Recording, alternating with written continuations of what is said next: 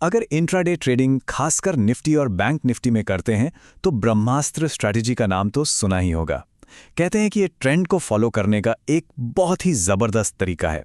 तो चलिए आज इसी को स्टेप बाय स्टेप समझते हैं। देखिए, ट्रेडिंग का एक सबसे सीधा सा नियम है कि अगर मोटा पैसा बनाना है तो ट्रेंड के साथ चलना पड़ेगा।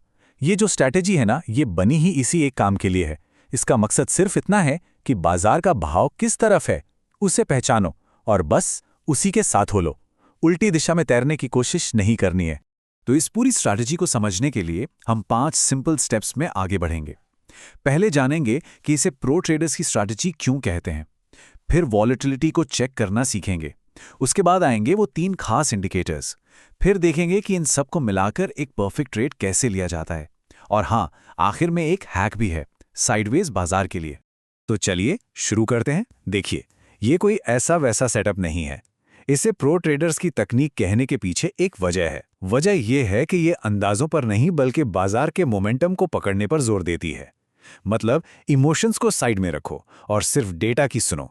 अच्छा, तो इस स्ट्रैटेजी को इस्तेमाल करने से पहले ना एक सबसे ज़रूरी काम करना है, वो है बाजार का मूड चेक करना। सीधी सी बात है, ये स्ट्रैटेजी सबसे अच्छा काम तभी करेगी जब मार्केट में खूब हलचल हो, मतलब वॉलेटिलिटी हाई हो। अगर बाजार एकदम सुस्त पड़ा है तो फिर ये हथियार काम नहीं आने वाला। तो सवाल ये है कि ये हलचल मापे कैसे? भाई, इसके लिए हमारे पास एक टूल है, इंडिया विक्स। इसको ना आप बाजार का डर मीटर या वोलेटिलिटी मीटर समझ लीजिए। ये बस हमें ये बताता है कि ट्रेडर्स आने वाले वक्त में बाजार में कितने ज्यादा उतार चढ़ाव की उम्मीद कर रहे हैं।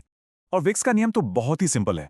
अगर इंडिया विक्स 20 से नीचे है तो मान के चलिए कि बाजार शांत है, शायद साइडवेज ही रहेगा। लेकिन जैसे ही विक्स 20 के ऊपर जाता है, इसका मतलब है कि एक्शन शुरू होने वाला है।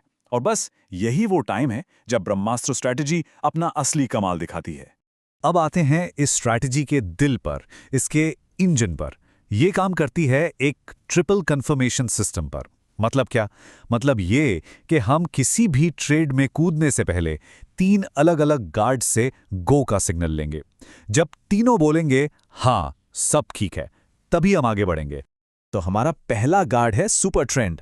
लेकिन यहां एक छोटा सा ट्विस्ट है। हमें इसकी जो डिफॉल्ट सेटिंग्स हैं उन्हें बदलना होगा। याद रखें, लेंथ को 20 करना है और फैक्टर को 2। ऐसा करने से क्या होगा, ये जो छोटे मोटे उतार चढ़ाव होते हैं ना, उनको हटा देगा और हमें एक बिल्कुल साफ और मजबूत ट्रेंड दिखाएगा। दूसरा कंफर्मेशन हमें मिलेगा MACD इंडिकेटर से। यहां भी नियम एकदम सीधा है। जब नीली लाइन लाल लाइन को ऊपर से काटती हुई नीचे चली जाए तो समझ लीजिए कि यह मंदी का सिग्नल है। और इसका ठीक उल्टा, जब नीली लाइन नीचे से काटकर ऊपर निकल लें तो मतलब तेजी आने वाली है। और हमारा तीसरा और आखिरी गार्ड है VWAP। इसे आप एक तरह से दिन का एवरेज फेयर प्राइस मान सकते हैं। नियम बड़ा सिंपल है। हमें ट्रेड में एंट्री तभी करनी है जब कीमत इस VWAP लाइन के बिल्कुल नजदीक चल रही हो। इससे फायदा यह होता है कि हमें एक सही भाव पर एंट्री मिलती है, न बहुत महंगी न बहुत सस्ती। ठीक है, तो अब हमारे तीनों गार्ड्स ने हमें ग्रीन सिग्नल दे दिया है। तो अब सवाल यह है कि एक परफेक्ट ट्रेड लिया कैसे जाए। मतलब एंट्री कहाँ लेनी है, स्टॉप लॉस कहाँ लगाना है ताकि बड़ा नुकसान ना हो, और सबसे जरूरी प्रॉफिट कब लेकर निकलना है। तो ये है पूरा गेम प्लान एक नज़र में। एंट्री कब लेनी है? जब तीनों इंडिकेटर्स यानी सुपर ट्रेंड, MACD और VWAP एक ही सुर में बात कर रहे हों। स्टॉप लॉस कहाँ लगेगा? जिस कैंडल पर एंट्री ली उससे ठीक 3 कैंडल पहले वाली कैंडल का हाई या लो। ये एक तरह का सेफ्टी नेट है। और प्रॉफिट बुकिंग के लिए 2 ऑप्शन हैं। जो सेफ खेलना चाहते हैं वो MACD के रिवर्स सिग्नल पर निकल जाएं, और जो थोड़ा और रिस्क ले सकते हैं वो सुपर ट्रेंड के पलटने का इंतजार कर सकते हैं। लेकिन एक बड़ा सवाल अब भी बाकी है। जब विक्स 20 से नीचे हो, मतलब बाजार एकदम सुस्त पड़ा हो, तब क्या करें? क्या ये स्ट्रैटेजी किसी काम की नहीं? नहीं, ऐसा बिल्कुल नहीं है। इसके लिए भी एक स्मार्ट हैक है जिससे ऐसे शांत बाजार से भी फायदा उठाया जा सकता है। ये हैक बड़ा मजेदार है, तो जरा ध्यान से समझते हैं। जब VIX 20 से नीचे हो और हमें ब्रह्मास्त्र का कोई सिग्नल मिले तो हम ट्रेंड की दिशा में ऑप्शन खरीदेंगे नहीं, बल्कि उसके उल्टा वाला ऑप्शन बेचेंगे। जैसे मान लीजिए बेचने का सिग्नल मिला तो हम पुट खरीदने के बजाय कॉल बेच देंगे। अब सवाल है, ऐसा क्यों?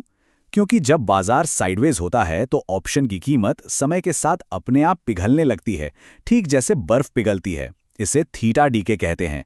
तो इसका मतलब है कि बाजार भले ही कहीं ना जाए, हमें सिर्फ समय बीतने का ही फायदा मिल जाता है।